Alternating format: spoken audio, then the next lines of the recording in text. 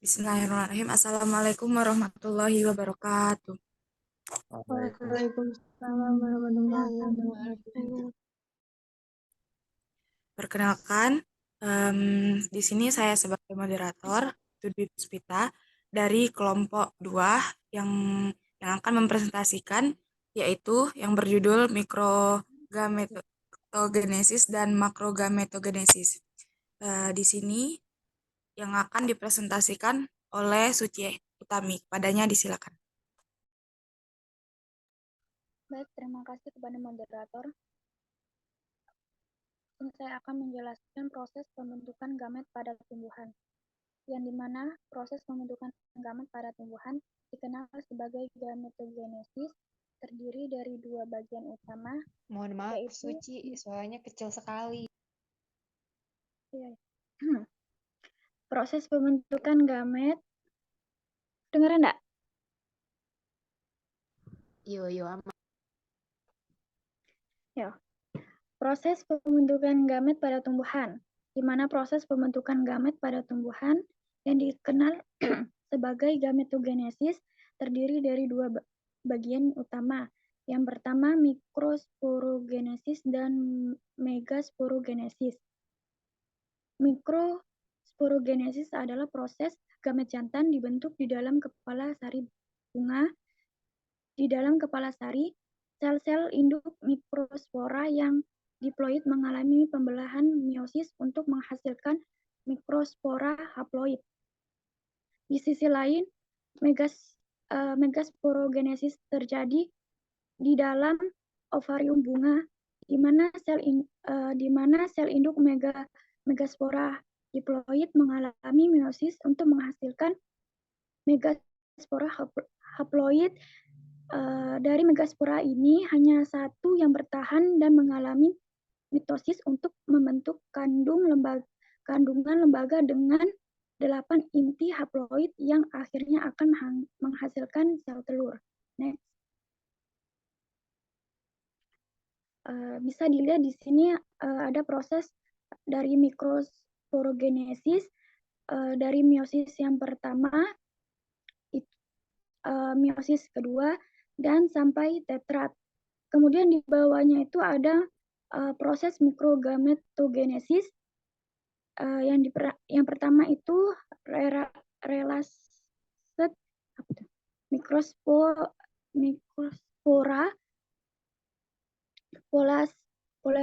polaris mikrospora, terus polen mitosis 1, bikeseluler polen mitosis 2, dan terakhir yaitu triseluler polen. Next. Selanjutnya pembentukan mikrospora di dalam antena dan pembentukan sperma. Yang dimana mikrosporogenesis adalah proses di mana mikrospora atau serbuk sari dibentuk dalam antera bunga.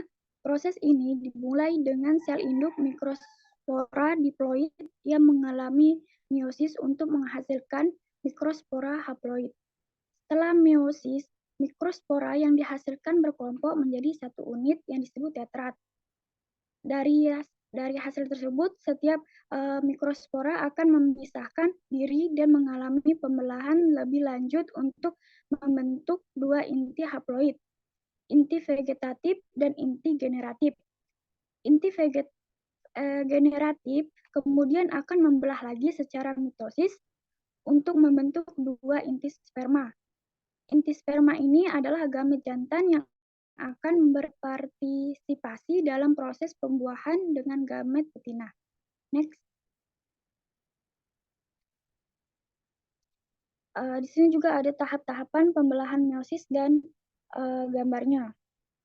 Dari awal profase 1,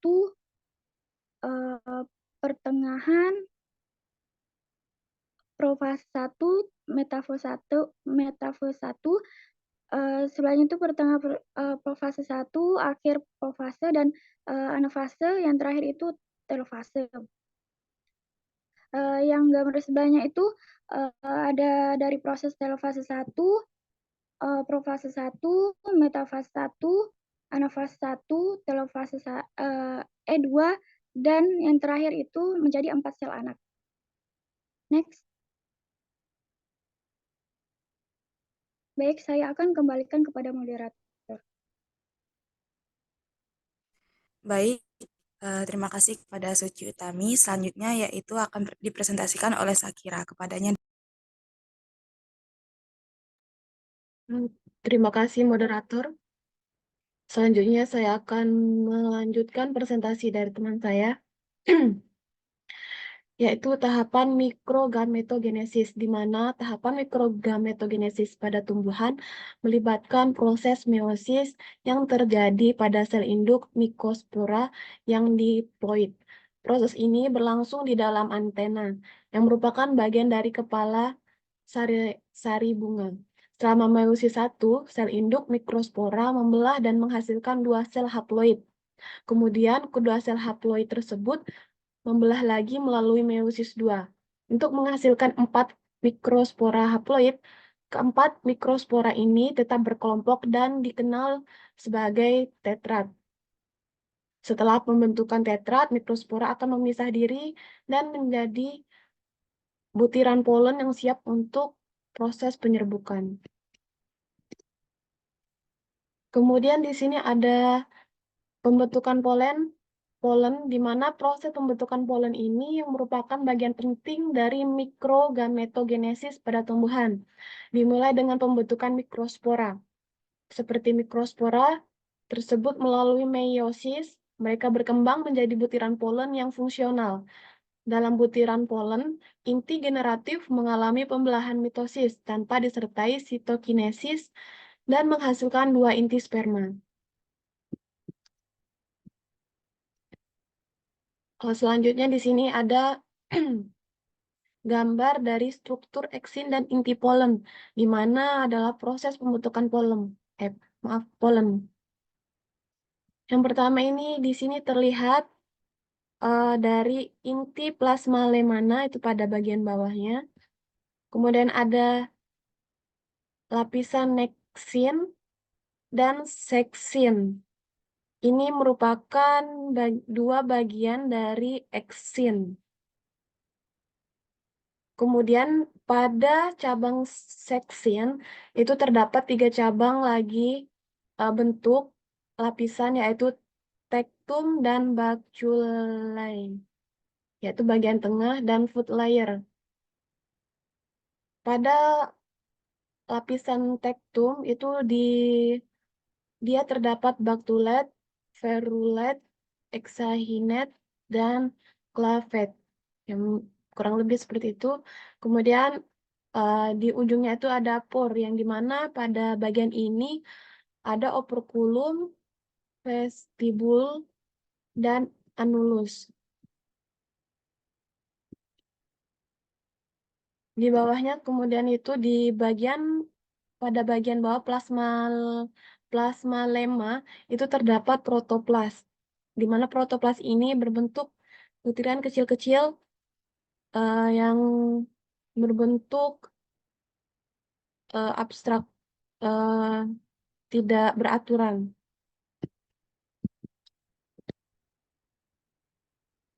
Baiklah, langsung saja saya kembalikan kepada moderator. Baik, terima kasih pada Sakira Mardutila. Selanjutnya presentasi yang akan dibacakan oleh Ainun Jaria, kepadanya disilakan.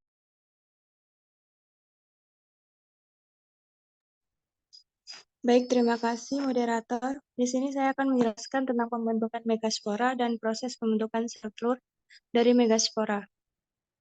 Makrogametogenesis adalah proses pembentukan gamet betina pada tumbuhan yang meliputi 2 tahap utama, yaitu megasporogenesis dan pembentukan sel telur dari megaspora. Megasporogenesis adalah proses di mana sel induk megaspora atau EMC di dalam megasporagenium atau oval mengalami pembelahan meiosis untuk menghasilkan megaspora haploid.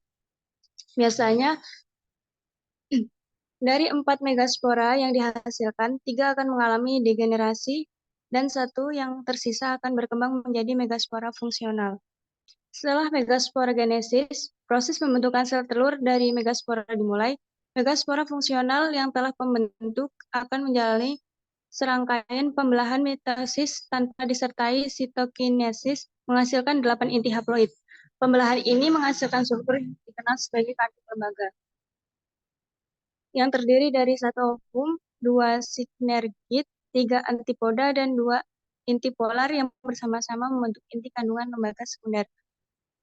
Ovum yang terbentuk inilah akan menjadi sel telur yang siap untuk dibuahi oleh sperma dari polen selama proses fertilisasi.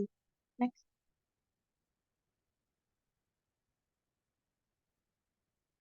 Pembentukan megaspora dan proses pembentukan sel telur dari megaspora yaitu dapat dilihat dari inti polar terlebih dahulu, yaitu sel telur. Pembelahan sitoplasma dihasilkan 7 sel 8 inti atau gametofit betina. Lalu dia akan membentuk mitosis 3, mitosis 2, mitosis 1, lalu menjadi 3 megaspora mati, 1 megaspora berkembang. Yang 4 megaspora menjadi meiosis, lalu sel induk megaspora akan menjadi bakal biji, bakal buah atau bakal biji, lalu menjadi bunga. Next.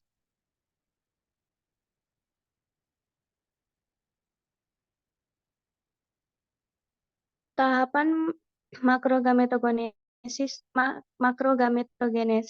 Tahapan makrometagenesis pada tumbuhan melibatkan proses mitosis yang terjadi pada sel fungsional megaspora. Sel fungsional megaspora yang telah terbentuk melalui proses megasporogenesis akan menjalani serangkaian pembelahan mitosis untuk membentuk kandung lembaga. Proses ini dimulai dengan 1 sel megaspora haploid yang mengalami 3 kali mitosis berturut-turut. Pembelahan ini menghasilkan 8 inti haploid yang tidak disertai dengan pembelahan sitoplasma sehingga disebut karikinesis. Dari 8 inti haploid yang dihasilkan, mereka akan berdiferensiasi menjadi beberapa sel dan struktur dalam kandung lembaga. 2 dari inti ini akan menjadi inti kandung lembaga sekunder, 3 akan menjadi antipoda, 2 akan menjadi sel sinergit, dan 1 akan menjadi ovum atau sel telur. Kandung lembaga dengan 8 inti ini kemudian akan berkembang menjadi embrio yang akan siap untuk proses fertilisasi. Next.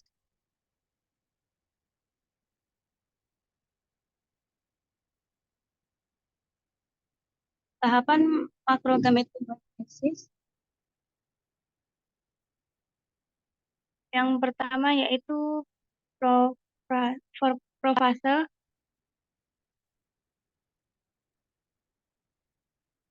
Yang pertama yaitu membran inti, gelendong pembelahan terbentuk, atau kromosom terdiri atas 2 kromatid saudara. Profasenya ada 2, yaitu membran inti mulai rusak menjadi bagian-bagian kecil atau menjadi fragmen. Benang-benang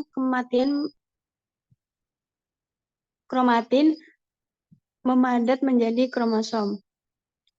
Lalu metafase yang kedua yaitu kromosom berjejer pada bidang pembelahan.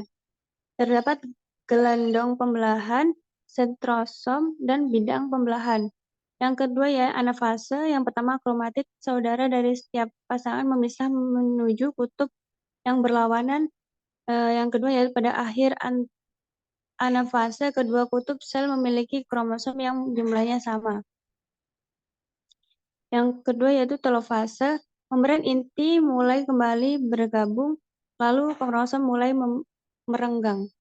Saya akan kembali. Baik, terima kasih kepada Ainun Jaria. Selanjutnya yang akan dipresentasikan oleh Raihan Aprian kepada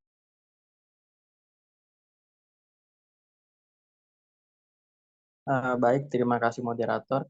Saya ingin melanjutkan presentasi dari teman-teman saya mengenai materi pembuahan ganda.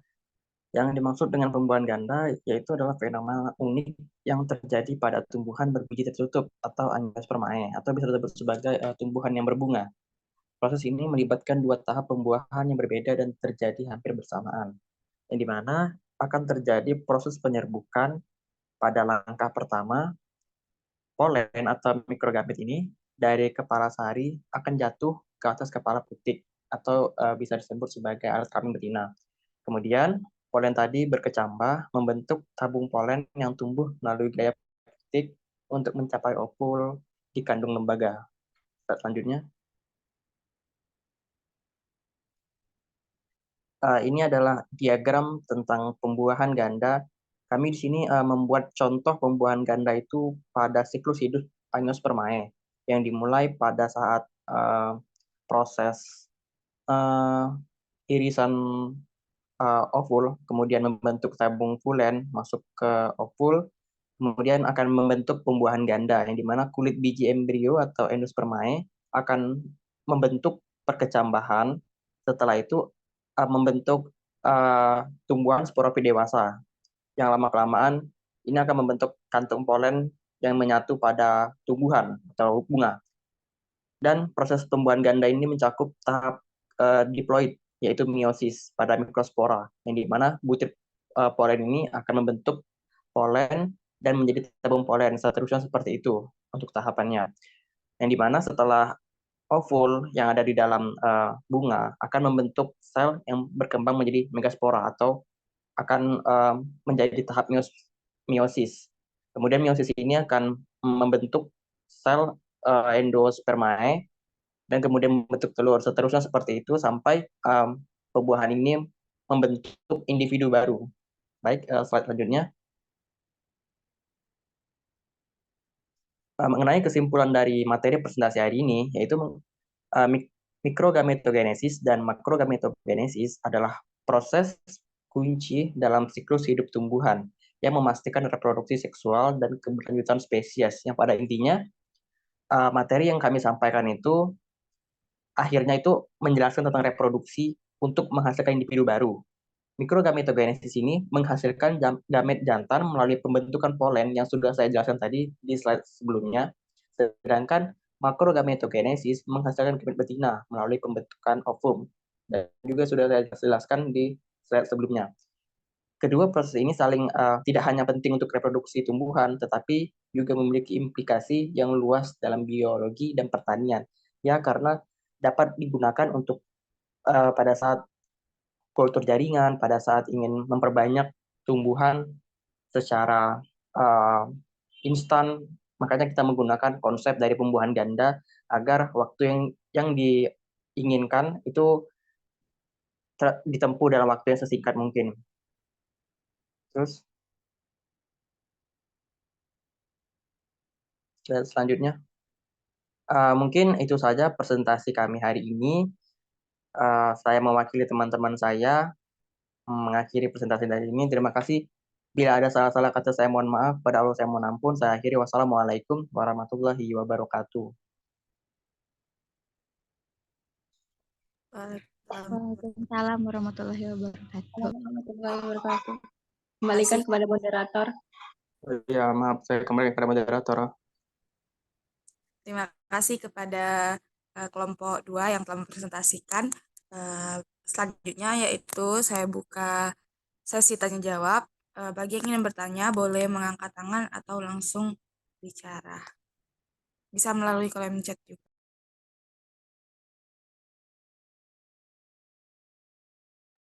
Izin moderator nanya. Ini kami pas ada yang nanya langsung dijawab pas Zoom atau dijawab pas di grup? Baik. Pas Zoom. Oke, siap.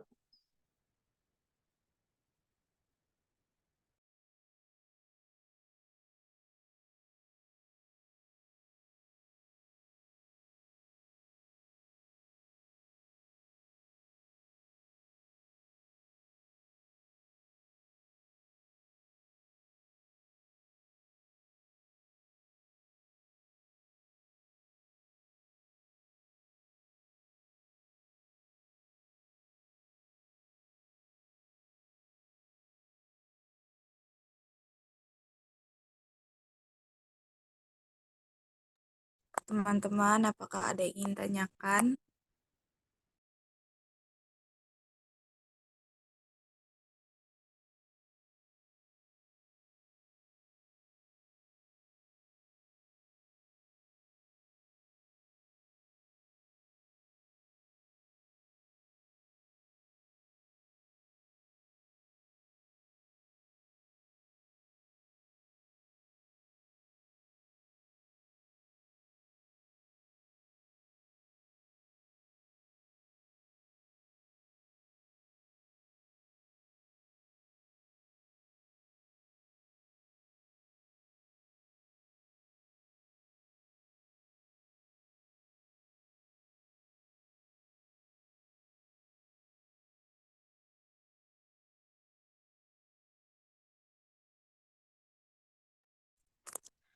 Baiklah, jika tidak ada yang ingin bertanya, maka kita akan tutup presentasi pada hari ini.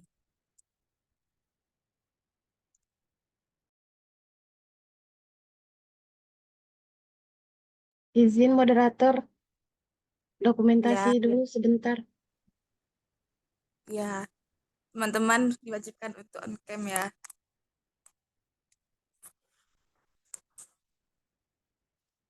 Baik, moderator. Izin moderator. Ini takutnya nanti nggak ke-record di dulu ya.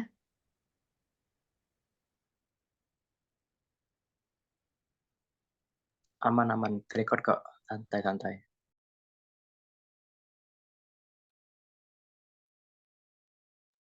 Mati record nih mana ya? Nah,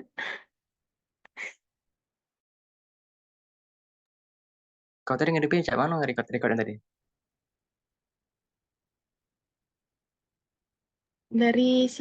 dari sini. Oh ini nah Ah, kontrol R. Bentar, ada. kontrol R. Udah loh. Stop.